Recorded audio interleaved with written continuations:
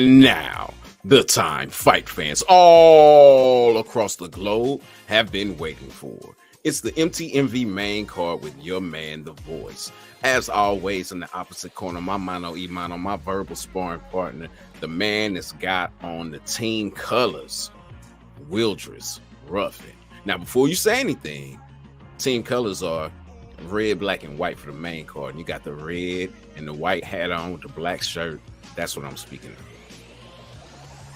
That's on purpose, and we back, baby. It's been a minute, probably like a week, but it always feels mad long. Yes, I am wearing the team colors. I'm also rocking my full 94 shirt. Make sure y'all check that out. That's Mondays. Voice is the producer, so we constantly working together. Exactly. Boys, it's a couple minutes after smoke o'clock. How you feeling, boss? 6 past smoke o'clock. Hey, C, I am. What's up, C?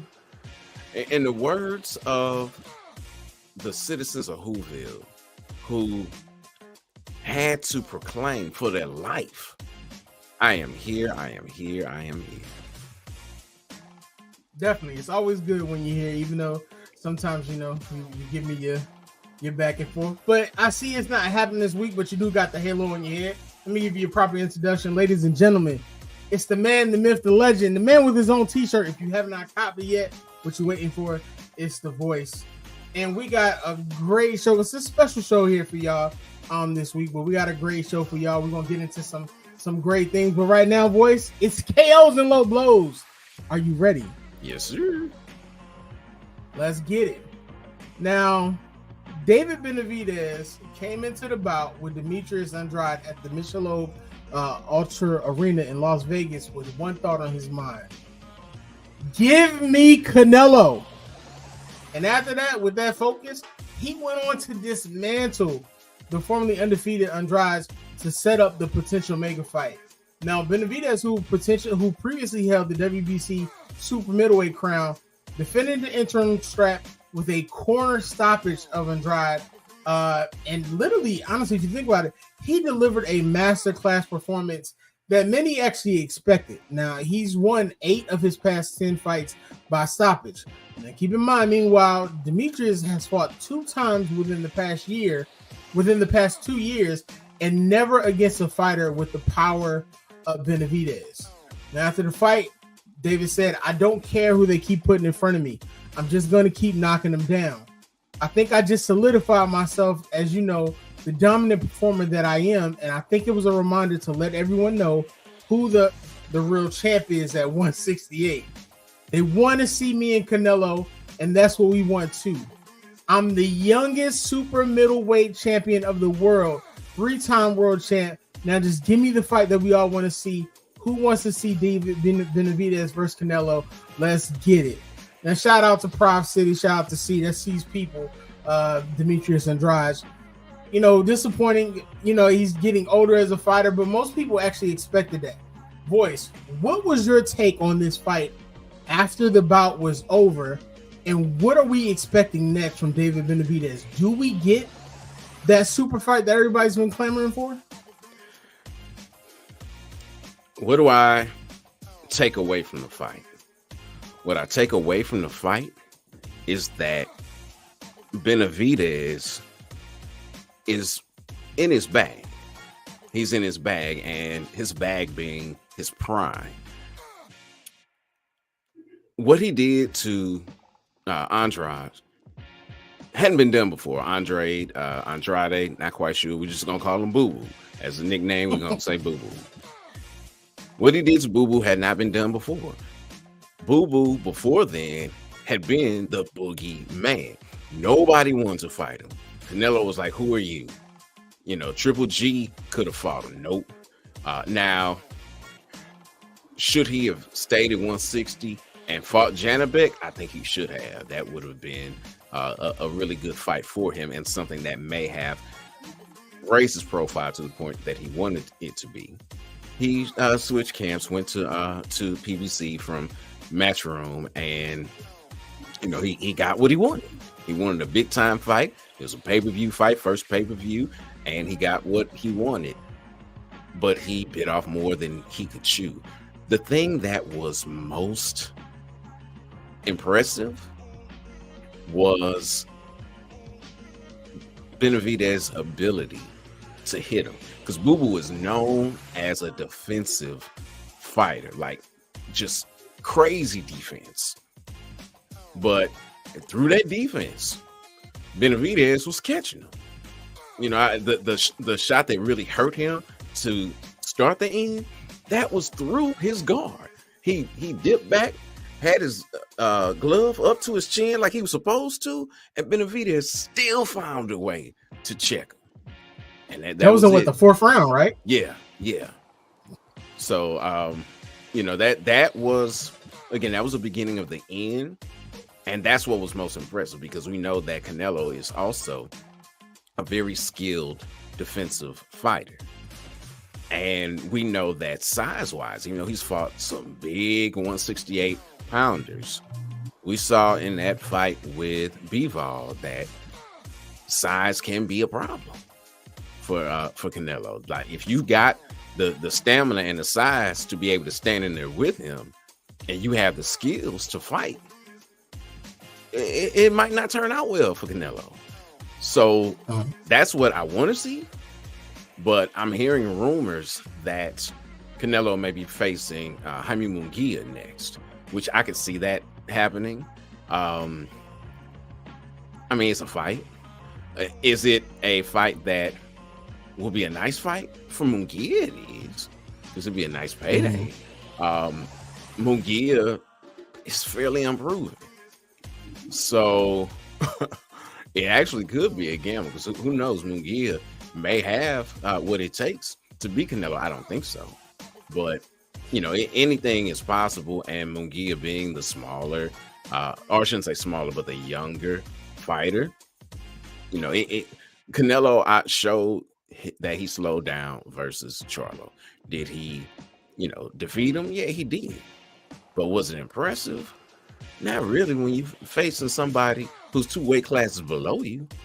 Like, you're supposed to you know, bully them and really get them out of there. It's not like Charlo hadn't been dropped before, but he was able to hang all 12 rounds. But boys, we've been talking about this with Canelo for months, for probably about up to a year now, of wondering if, you know, maybe it's time, because, you know, he hasn't been the same. But every time we kind of put it out there that maybe there's somebody out there who could truly challenge him, he pulls up like he did Charlo. I mean, it wasn't a great fight, but it wasn't a great fight, but he does what he does. At what point do we start to say, okay, Canelo, like, it's time to wind it down? Maybe, I mean, he's only 33, so it's not that it's not maybe that he's getting older, but it just might be that he doesn't have that desire in him anymore. But he's 33, but he ain't 33. Because he's been boxing since he was like professionally since he was like 16. So he's got a lot of fights. Yeah, he's got a lot of fights, a lot of wear and tear on that body. So it's a different kind of 33. We tell him to shut it down when he shows that it needs to be shut down, which that may be when he faces Benavidez. Could it be if he faces Munguia? It's possible. Anything is possible. Not probable, but it's possible. Faces Benavidez. If Benavidez is on his A game, which he will be, and can bring that power, because Canelo has a phenomenal chin.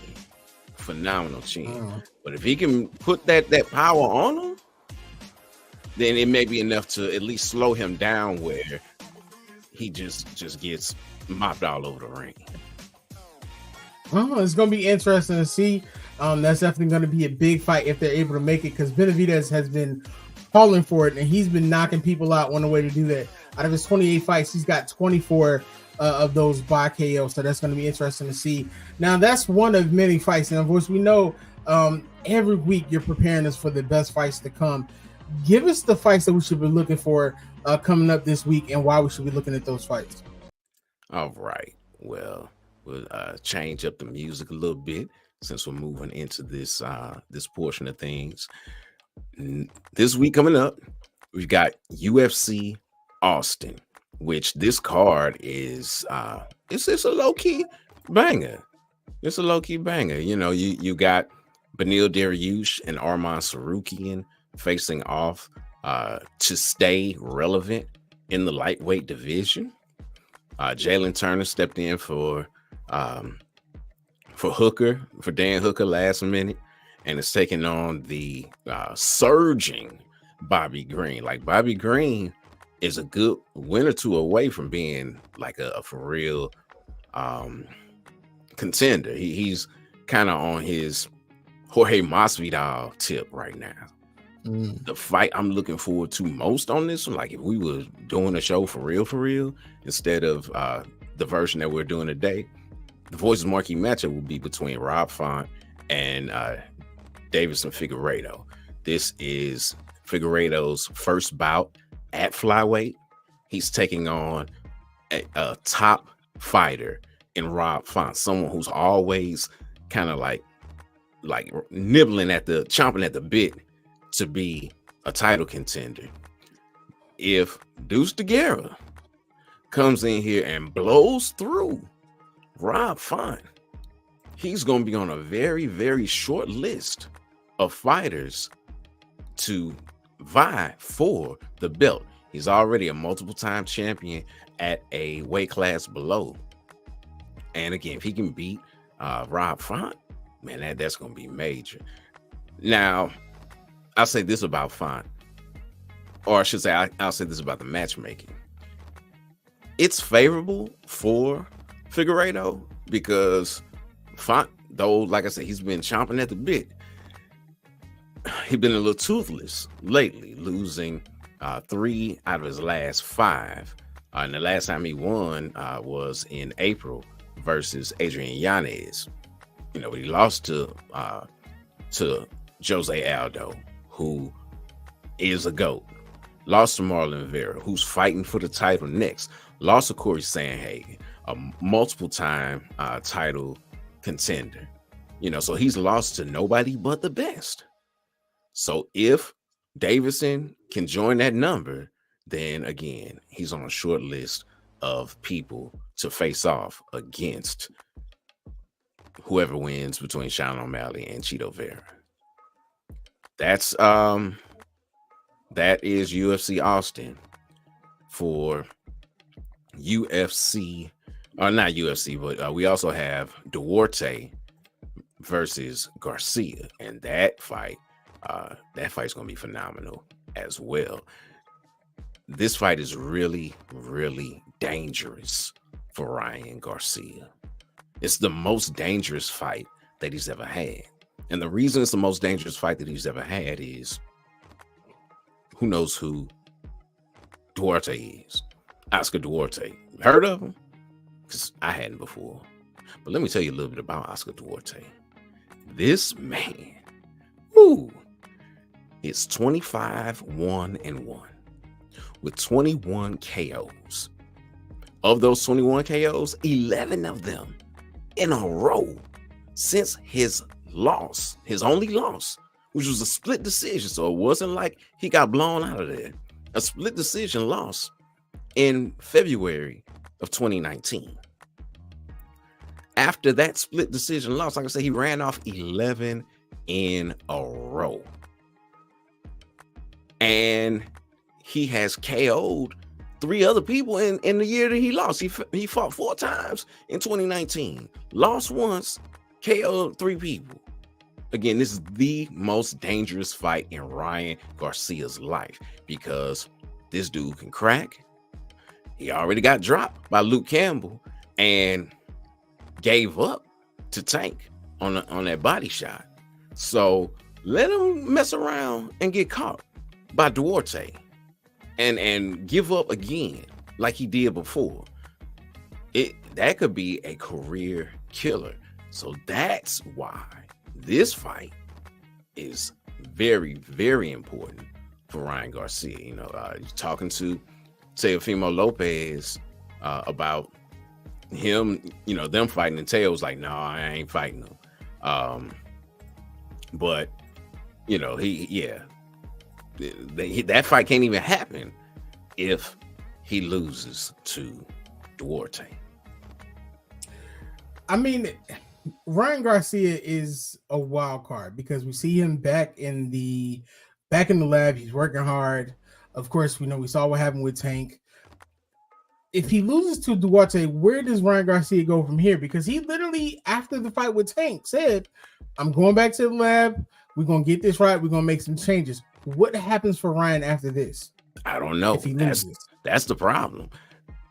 It could really be it for him because people are already looking at him like, okay, your fight with Tank exposed the fact that for real, you are one of the biggest influencers in boxing.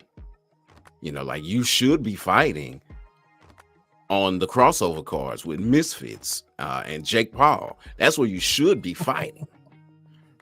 And really, if he were to lose, that's probably where he will be fighting because he doesn't really bring anything else to the table. You already got exposed. Okay, you fought a real fighter. Now, granted, his fight against Luke Campbell, that was a real fight. And he did win. He did stop him after getting dropped. Luke Campbell hadn't fought again, though. That was his last fight. So you got a decent win over someone who had their foot outside the door. Hey, you could have lost to him, so bravo. Lose to Oscar Duarte, this knockout artist that nobody knows about. You'll elevate Duarte, and again, you'll be on Misfits or Most Valuable Promotions. That definitely makes sense. You know what, boys? You might be promoted of the year 2024 because whether we like to admit it or not, Garcia versus Jake Paul might do numbers. I don't know who would sanction that because there's no way that Ryan Garcia is going to be able to put on enough weight to sanction that bout. Good point there. Well, those are definitely the fights you want to look out for. Make sure that you tune in to Voice's Twitter feed because Twitter, I won't call it X, but Voice is always giving his raw and unadulterated thoughts there. Voice gets pretty spicy on X, so make sure that you follow there. We're going to take a quick break with the greatest sponsor ever, Ozell. And when we come back, it's kind of an in memoriam, depending on who you ask, but Voice has got a lot to say. We'll be right back. It's not just about the love of the game. It's about dedication and commitment through the process and the patience to endure. There's joy in reaching your goals and peace in knowing you've done all you're supposed to do. Ozell brand. It's not just a brand, it's a lifestyle. Shout out to the brand Ozell brand, one of my favorite commercials. Make sure you get your Bruce Voice Royce. That's that royal blue and that black. Voice, you got any new colorways coming? I don't, but I'm getting ready to hit them up, man. Have you seen the new custom shoes that he's putting out there? I did. Man, they look amazing. The green one's got my name all over them. Big things coming. I'm gonna get you a green Phillies hat to rock with it. I got you. Okay, I'll X out the P and put it on backwards. Yeah. Speaking of PFL and Bellator, one of the biggest mergers ever. This recently happened. This was actually announced on November 20th. Now, the deal, depending on who you ask, the deal was an exciting one for mixed martial arts fans. The merger set the stage a lot of dream fights. Think of Chris Cyborg versus Kayla Harrison, which both actually Don Davis and Murray stated recently that there's a near done deal for that fight. Now, per Don Davis, this totally changes the MMA landscape overnight. He recently stated you essentially put two number two companies to create a co-leader. The combined PFL Bellator roster now has 30% of its fighters who are ranked top 25 in the world by Fight Matrix. That's the same as UFC has in their roster. Now, according to Forbes, the current projections state that the newly merged company will be worth $4 billion within a decade. And unlike Strikeforce, the purchase from UFC, the companies are going to operate separately instead of completely folding into one promotion. They're going to be announcing the television details and an event schedule later in the future. But one of the first major PFL bouts for Francis Ngannou could actually take place against a Bellator fighter. And Voice, I know you're feeling a certain kind of way about this. We talked about this. This is a big thing for you. I wanted to get your thoughts on this and how you're feeling about this merger, and what do you expect for this merger to present to fight fans? Man, well, let me peel back the curtain and let people know what's been going on behind the scenes. Now, I blamed it, as far as us not having a show last week, on just me getting back from Bellator 301 and all the other stuff that I was doing. And I really didn't want to put a lot on Wildress's plate, because the man gets it in with all his shows as well as his 9 to 5, which is more like 9 to 8. So yeah, it go past 9 into 8 of the next day. But anyway, I digress. Another part of it was just hard for me to pull myself together to do a show. Like, when I talked with Wildress last night about a show, I almost put off today's show because I'm mourning. I'm in mourning. I'm in mourning for Bellator, and I'm in mourning for the landscape of MMA. I'm in mourning for Bellator because of all of the wonderful experiences that I've had with them. Like, I go all the way back to Bellator 1, just the crazy stuff that was going on. You had Toby Imada, I want to say he had a inverted triangle of a Jorge Masvidal. You had somebody else with a spinning, it wasn't a spinning back fist, it was a spinning back forearm, just like a baseball bat, crack, knocking somebody out. And that's what I loved about Bellator. Bellator always had like some of the most phenomenal events to happen. Some of the most eye-catching things. They always had something different going on, and they tried a lot of different stuff too. Whether it be the Dynamite shows and the tent poles and things of that nature. Let's just be who we are, and we are not the UFC. They're the first organization that was like, hey, we're the first major ones. Like, we're not UFC light. We're Bellator.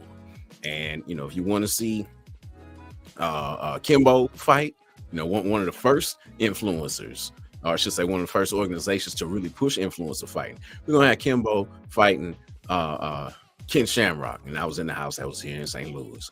We're gonna have Ken Shamrock fighting Hoist Gracie again. Just all kinds of these kind of legends and legacy fights. But you also had stuff like Eddie Alvarez and Michael Chandler going at it. You have stars that they've made like AJ McKee currently, but then you got the Pitbull brothers, who done their thing forever. We've got the Douglas Limas. I'm sorry, Diego Limas. Whichever one of them Lima brothers that wasn't in the UFC. That one, who was a Bellator mainstay. Somebody who was a champion forever, MVP. But let's take it all the way back. Yeah, Funky Ben Askren, he was a Bellator champion, undefeated, made his name in that organization.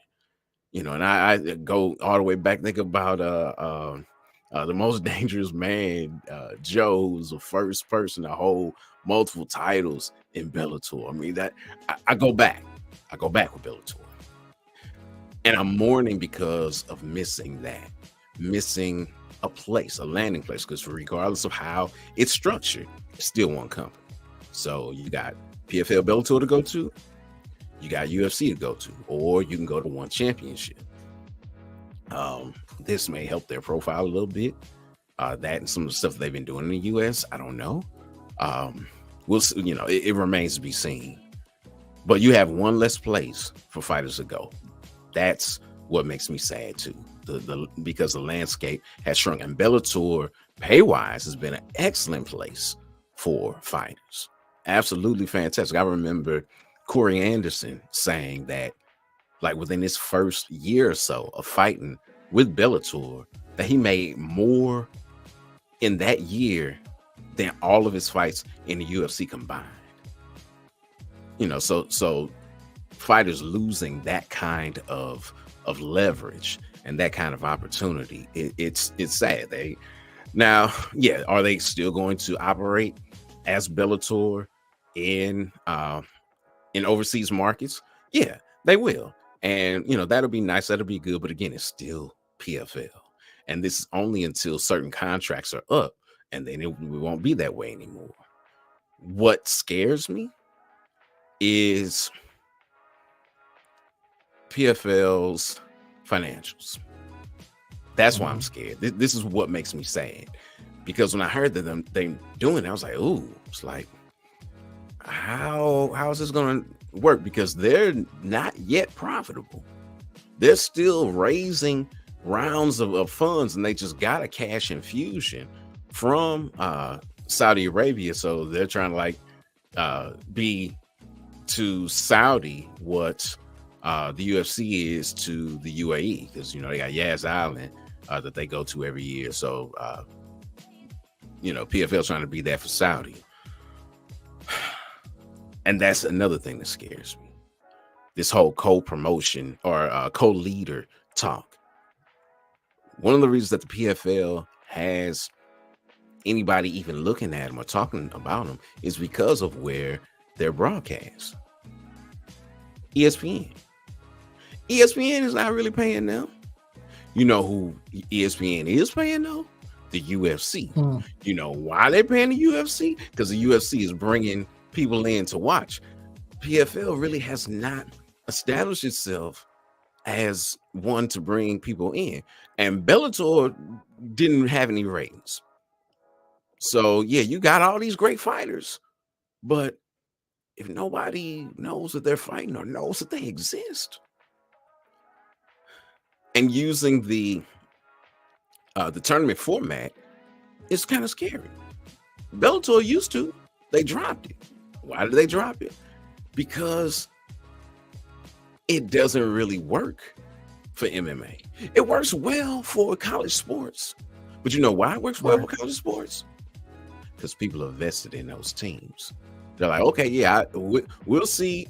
Sienna. Sienna has a fan base. Everybody who loves Sienna is going to be watching.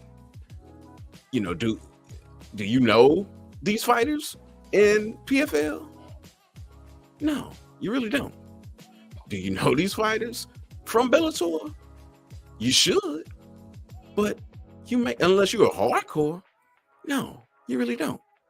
So why tune in to see two people fight that you don't know about? Yeah, because it's $1 million on the line.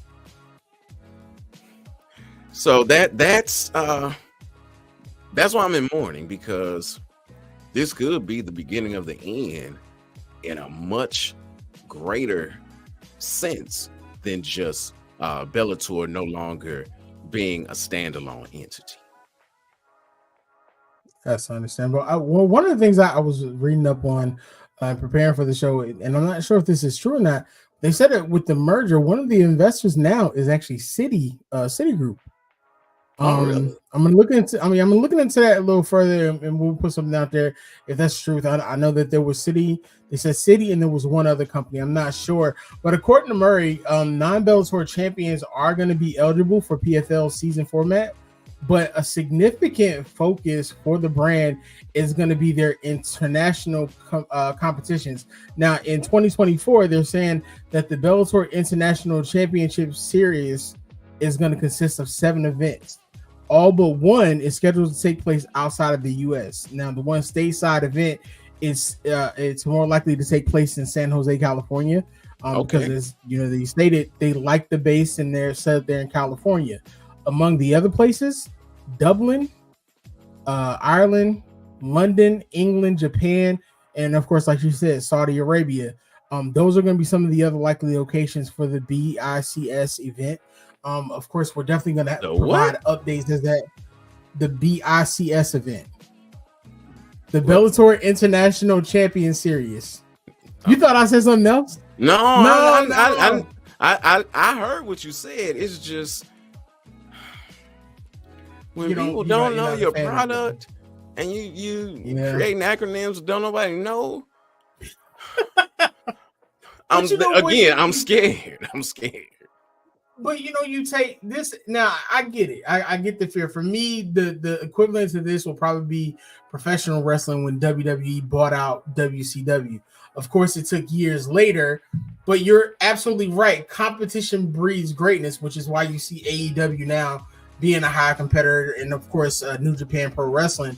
But I think this also presents an opportunity not only to have those mega fights that before were put on hold because of the differences of opinion and being with different companies, but I think eventually this can actually breed something greater, maybe a second edition of Bellator outside of this merger. So I get the worry and I get the frustration. The one thing that I'll tell you and I'll tell other fans from my reading is to at least try to give it a chance.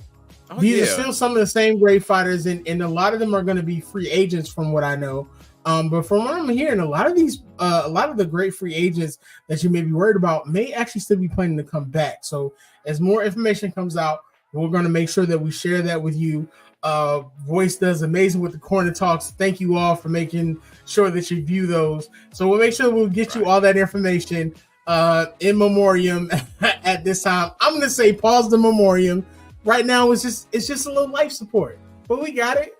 But before we wrap up, boys, I know you had a great experience at Bellator 301. I know it's a little somber, but give us your thoughts on that because you did an amazing job.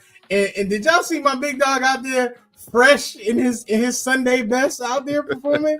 Tell us about all that, boys. Man, again, another reason why I feel the way I feel, because now that things are the way that they are, and again, it's Bellator, but it's PFL. We know why they're doing what they're doing, and if you don't know, they're keeping the name Bellator because contractually there are some sponsorship agreements that Bellator has that PFL cannot absorb because of competing contracts that they have. So that's the reason why it is as it is.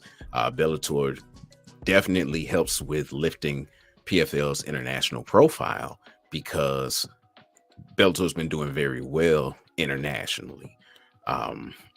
Sometimes some of the UK people are like, I don't know, Bellator might be our spot, which is understandable because they purchased one of the smaller leagues in the UK a couple years back, like just before the pandemic. But anyway, I digress. And really, the pandemic is what did it, because the zone was getting ready to buy them before that, and then their financials just went to hell in a handbasket.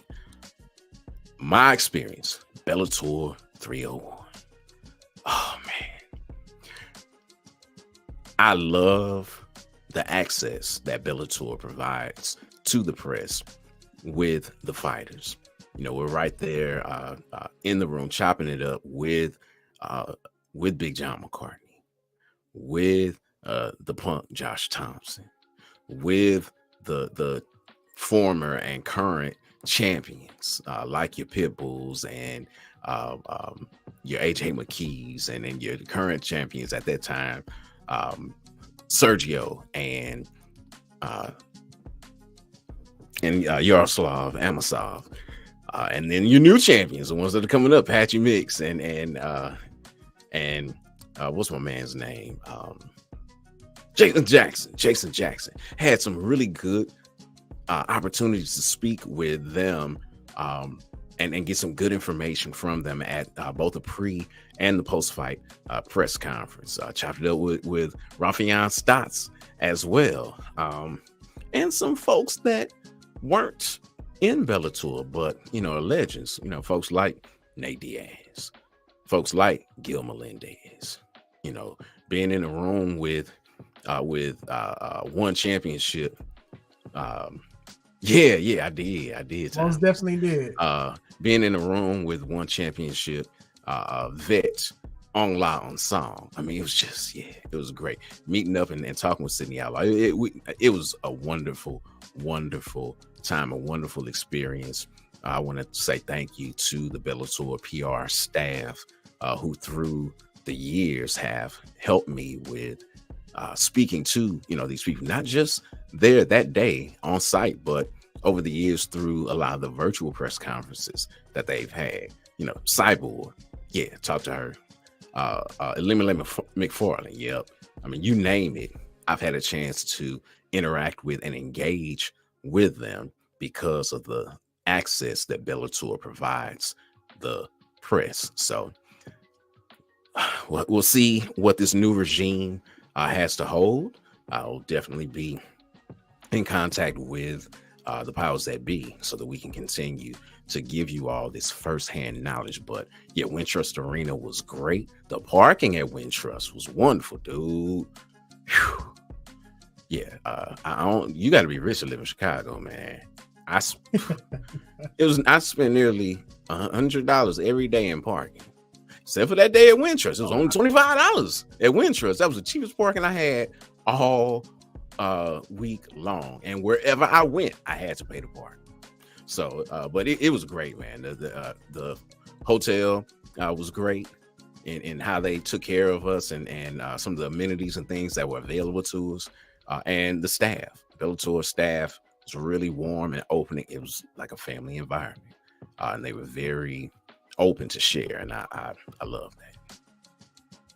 Definitely sounds amazing. You look like you had an amazing time out there, and you deserve it.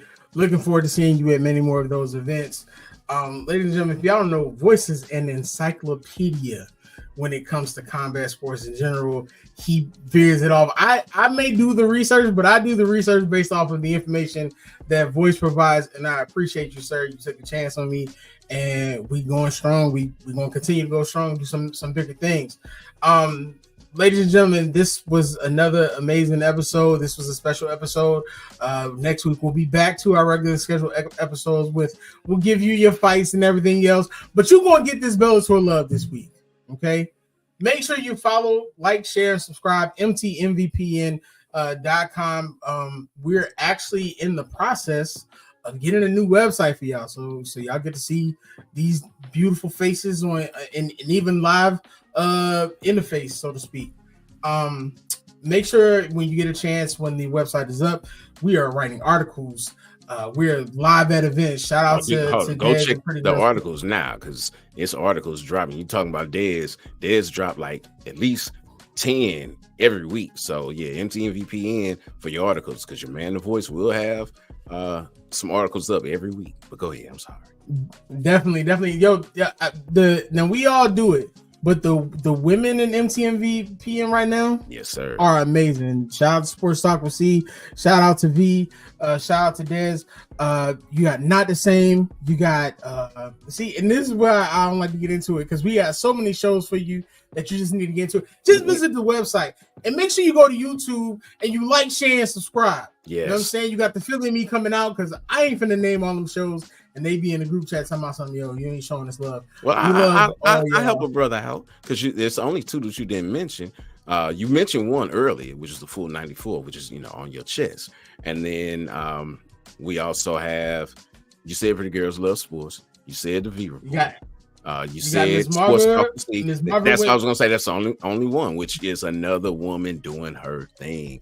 Yes. Check out the Hugh Dat podcast to stay up to date with everything that's going on with Grambling football. Times you talking about access. Ms. Marva got access. She had all the coaches, all the players, the man himself, Hugh Jackson. I mean, she does it all. And you have no excuse not to take us with you, because we're on all your favorite podcast networks. So make sure that you look up MTMV Sports. Thank you again for tuning in to another amazing show every Tuesday, 7:15 Eastern Standard Time. It's smoke o'clock. The smoke may be a couple minutes late or a couple minutes early, but just check for the smokestack. Voice, take us out, sir. Until next time, fight the good fight. What's going on, family? It's your man, Wildress. And it's your man, the myth, the legend, the voice. And you just finished watching the main card on the MTMV network. Yeah, for more great shows just like this, smash the subscribe button and keep fighting the good fight.